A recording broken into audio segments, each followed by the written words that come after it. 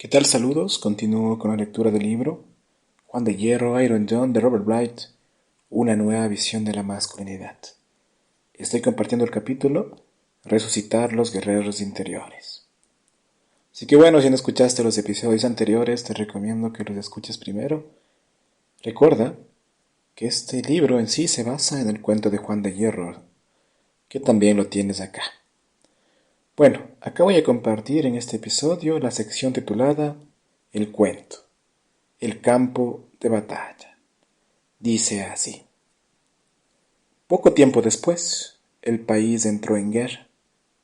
El rey reunió a sus combatientes, ignorando si podría resistir al enemigo, que era poderoso y tenía un gran ejército. Dijo entonces el ayudante del jardinero, ya soy mayor y también quiero ir a la guerra. Tan solo pido un caballo. Los otros se rieron y dijeron, cuando nos hayamos ido, ve a buscar uno. Te dejaremos uno en la cuadra. En cuanto se fueron, el joven se dirigió a la cuadra y sacó un caballo.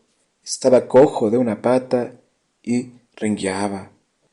Se montó en él y cabalgó hacia el espeso del bosque. Cuando llegó al lindero, gritó 3 veces Juan de Hierro, con tanta fuerza que su voz retumbó entre los árboles. Poco después apareció el hombre primitivo y dijo, ¿qué quieres? Quiero un caballo fuerte para ir a la guerra. Lo tendrás, y aún más de lo que pides. El hombre primitivo se volvió y regresó al bosque y, al cabo del bosque salió un palafrenero con un caballo que resoplaba por los hollares y que era difícil de sujetar. Detrás del caballo venía un enorme ejército de guerreros con armadura, las espadas brillando al sol. El joven le dio al palafrenero su caballo de 3 patas, se montó en el otro y se puso a la cabeza del ejército. Para cuando llegó al campo de batalla, una buena parte de los hombres del rey habían muerto y no hacía falta mucho más para poder vencerles por completo. El muchacho se precipitó a la carrera con su ejército, galopó hacia el enemigo como un huracán, derribando a todo aquel que les ponía resistencia. El enemigo intentó escapar, pero el joven les persiguió hasta acabar con el último hombre. Luego, en lugar de volver al lado del rey, el muchacho dio un rodeo y condujo a su ejército al bosque, donde llamó al hombre primitivo. ¿Qué quieres? Preguntó el hombre primitivo. Toma tu caballo y tu ejército y devuélveme mi caballo de 3 patas. Se hizo como quiso y volvió a casa con el caballo cojo. Cuando el rey volvió a su castillo, la princesa salió a su encuentro y le felicitó por la victoria. No fui yo quien se hizo con la victoria, dijo el rey, sino un extraño caballero y su ejército de guerreros que acudieron en nuestra ayuda.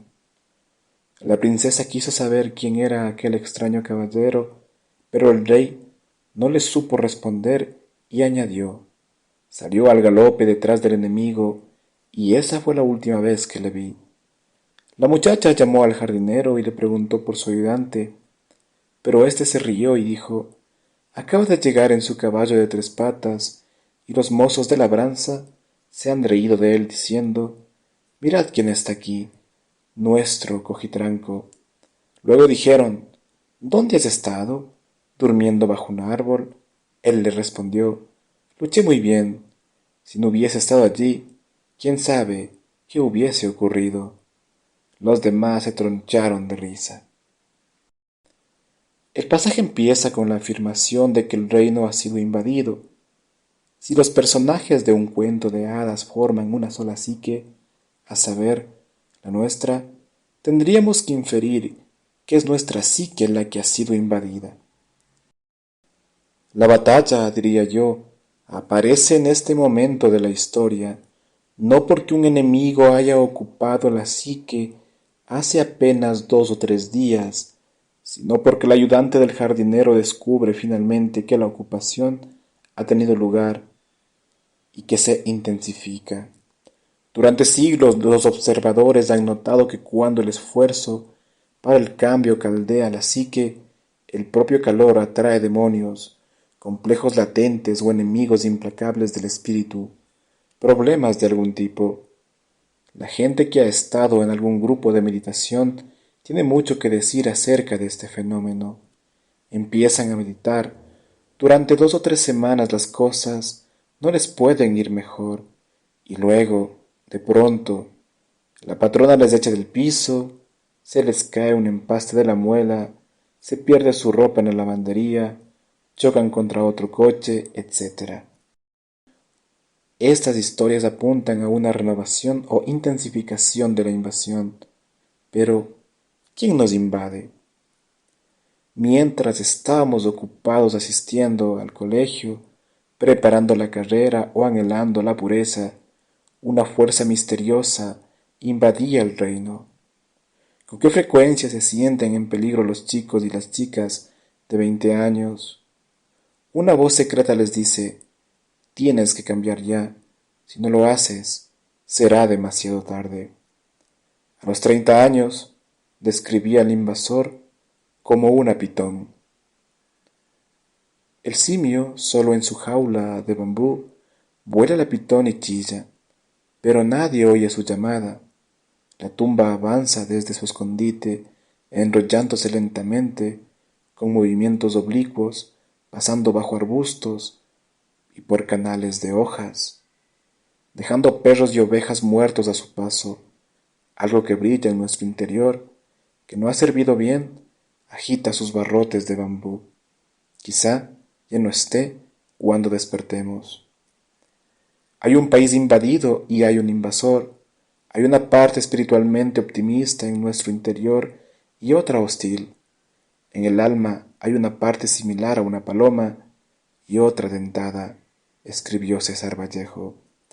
Si después de las alas de los pájaros no sobrevive el pájaro parado, más valdría, en verdad, que se lo coman todo y acabemos. La invasión es algo más que una incomodidad o una molestia. El narrador nos dice que el rey está perdiendo la batalla. Parece ser que el centro de la psique no puede proteger su propio territorio. Se ha activado un enemigo y el alma ya no está acompañada, apoyada, armonizada, como diría Wallace, in harmonium. Considerando el campo de batalla donde lucha el guerrero eterno, podríamos asumir que el enemigo que invade el alma es el mal en sí mismo, pero no parece ser así. El invasor puede ser el caos, pero el enemigo también parece ser una parte de nuestra propia alma. El león y el panal, ¿qué dice en la Sagrada Escritura?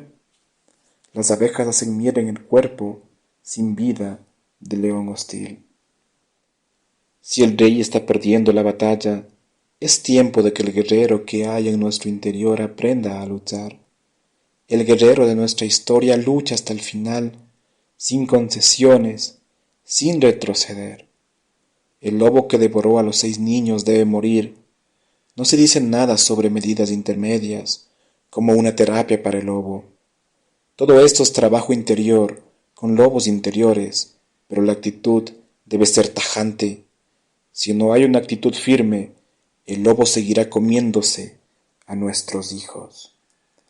Aquí un paréntesis, ¿no? Esto es como los modernos o ya los posmodernos se han enfocado en defender a los criminales, ¿no? Porque fíjese que acá en mi país, Ecuador, había un candidato para la presidencia que en vez de ofrecer terminar con la misma, les ofrecía pagarles $10,000, porque en su cabecita de progre, ahí iban a dejar la criminalidad. ¿Qué piensa usted de esto? Una persona ya de edad que esperarías que la experiencia de la vida le sirva para algo, pero no. Y el resto de candidatos era igual o peor, ¿no? El delincuente es una pobre víctima de la sociedad, es nuestra responsabilidad, bla, bla, bla. Esas estupideces se enseñan en las universidades, por ejemplo. Bueno, ¿qué pasa? ¿Dejan vivos a sus criminales? Y cada vez la delincuencia avanza en Hispanoamérica en general. Secuestro, extorsiones. Imagínese usted un día les llaman y le dicen que si no paga tanto dinero, que póngale $3,000, van a matar a sus hijos. ¿Qué se debería hacer con esos lobos? Bueno, parte de la mierda que vivimos tiene que ver también con la destrucción del hombre, ¿no? Aquí nos sentimos inmersos en una situación religiosa, quizás en un ritual religioso. Lo que muere transforma. Sabemos, por ejemplo, que cuando en tiempos romanos un hombre abrazaba la religión mitraica, un sacerdote apuñalaba un toro en su presencia y el novicio decía, así como Dios da muerte al toro, yo doy muerte a mis propias pasiones. Sabemos también que en la cueva mitraica, donde se llevaban a cabo las ceremonias religiosas, una pintura del sacrificio del toro giraba sobre goznes, y en el anverso había vino, pues la sangre del toro se había transformado en vino, y trigo que crece del toro muerto. Asimismo, en Egipto, cada primavera se veía brotar el trigo de la capa de tierra que cuidadosamente se había colocado alrededor y encima del cadáver de Osiris. Es probable que la escena de guerra de la que hablamos se lleve a cabo en un espacio ritual, y nuestro deseo es que crezca trigo o miel de estos cuerpos. Pero antes que nada hemos de ver la escena de guerra como la iniciación del joven a las intensidades del guerrero. Le dice al muchacho que le hace bien entrar en un contacto con el enemigo. Pero antes que nada hemos de ver la escena de guerra como la iniciación del joven a las intensidades del guerrero. Le dice al muchacho que le hace bien entrar en contacto con el enemigo, una actitud pasiva, como contratar a un experto para que luche contra el enemigo, no sirve de nada. Me gusta mucho el hecho de que no se nombre nunca al enemigo de nuestra historia. El caballo de cuatro patas. Un detalle destacable de esta escena que exige cierta interpretación es el caballo de tres patas que el muchacho encuentra en el establo. Este caballo de tres patas no parece muy halagueño visto por primera vez, y mucho menos cuando lo monta. Veamos qué puede ser un caballo en una historia como esta y la diferencia que puede haber entre tres y cuatro patas. 4 es un número completo, en tanto que simboliza la ciudad de cuatro puertas, las cuatro direcciones, los cuatro ríos del paraíso, las cuatro estaciones, las cuatro letras del nombre sagrado, los cuatro caballos del carro solar y las cuatro cuerdas del sistro. Dice la vieja rima: uno para el dolor, dos para la alegría, tres para la boda, cuatro para el nacimiento. Por otro lado, 3 se queda algo corto. Una ciudad de tres puertas no es tan impresionante como una ciudad de cuatro puertas. Y un planeta con tres direcciones nos parecía un poco raro. El alba, el mediodía y el atardecer son tres partes de un buen día, pero falta la noche. El otoño, el invierno y el verano no serían suficientes para los granjeros, porque les hace falta la primavera, de modo que falta algo importante. En cuanto al caballo, se le asocia con una gran variedad de cosas, desde el cielo hasta la tierra. El caballo simbolizado para los seres humanos las olas del mar, la muerte, la tormenta, la energía sexual, en particular la de los varones. La Gran Madre, Lady Godiva, cabalgó en un caballo, la gloria y la realeza y las energías divinas, como los cuatro caballos del Apocalipsis. En contraste con el jinete, el caballo recuerda a los hombres y a las mujeres el lado animal de los seres humanos y del cuerpo.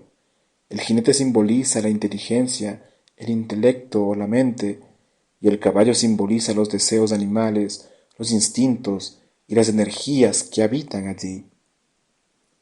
Consideremos la cuarta pata como una pata avergonzada. Supongamos que el cuerpo animal del muchacho sea lisiado por vergüenza. El adolescente que hay en él camina así porque tiene una pierna avergonzada. Hemos hablado ya de la vergüenza y de su poder. La vergüenza puede tener muchos orígenes: padres que nos humillan deliberadamente para controlarnos mejor, padres adictos que nos humillan como efecto colateral de su propia adicción, o semejantes que nos humillan para liberarse de una parte de su vergüenza. Esperar una respuesta de un padre y no obtenerla es motivo suficiente para sentirnos avergonzados. Podemos ingerir un padre aferrado a la vergüenza y heredar vergüenza. Toda invasión, se trate de abuso sexual o abuso físico, produce en 5 minutos una vergüenza que puede durar toda una vida. La humillación de la que somos objeto por parte de profesores malhumorados, de sacerdotes maniáticos o de nuestro propio perfeccionista interiorizado, incrementa la reserva de vergüenza que se vierte sobre nuestra pierna hueca, y cada gota de vergüenza incrementa nuestra tendencia al aislamiento. Asistimos a citas secretas con la apología, la sumisión, el resentimiento y la colaboración. Cuando éramos muy pequeños, nuestro caballo tenía sus 4 patas y cabalgaba alegremente hacia cualquier sensualidad asequible. Para cuando un niño de nuestra cultura alcance 12 años, al menos una de sus piernas estará lisiada por vergüenza, viva o no en un hogar disfuncional. Nadie a los 12 años sabe cómo curar su caballo de vergüenza. La historia sugiere que el caballo del niño necesita ser llevado a un hombre mayor o a un mentor, o, elevando la escena a un nivel fantástico, necesita ser llevado al hombre primitivo. Sacamos el rocín del establo, donde los chicos mayores lo han dejado para nosotros. Cabalgamos hasta el lindero del bosque y luego le pedimos al hombre primitivo un caballo mejor. Sabemos que debemos devolverlo, pero el solo hecho de montar un caballo sin una pata lisiada, aun por unos pocos minutos, vale el esfuerzo. En una versión sueca, el caballo de 4 patas sale directamente de la tierra.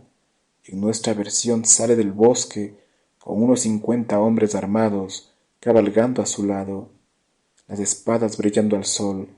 Estos hombres decididos serán ahora de gran valor. Su hierro es importante. Al proporcionarnos el caballo, Juan de Hierro no elimina nuestra vergüenza temprana. Esta no se puede suprimir, pero podemos hacer un esfuerzo para evitar posteriores humillaciones, y podemos aprender que nos une aún a ese caballo temprano de 4 patas. Eso es lo que quiere dar a entender el hombre primitivo cuando dice: te daré lo que pides y aún más. Y bueno, amigos, con esto termino el episodio del día de hoy. En el próximo estaré compartiendo la condición guerrera en la enseñanza, en la literatura y en la ciencia. Recuerda compartir este episodio, darle me gusta, suscribirte también al canal. De igual manera, por si quieres apoyar con algo, tienes el enlace en la descripción.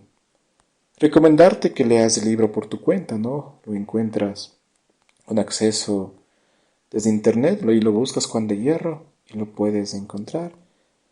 Y lo puedes leer, ¿no?, en esta época en la que el hombre ha sido ya destruido, ¿no? Y bueno, ¿qué más te puedo decir? Escucha los episodios anteriores y me despido hasta el próximo episodio. Muchas gracias.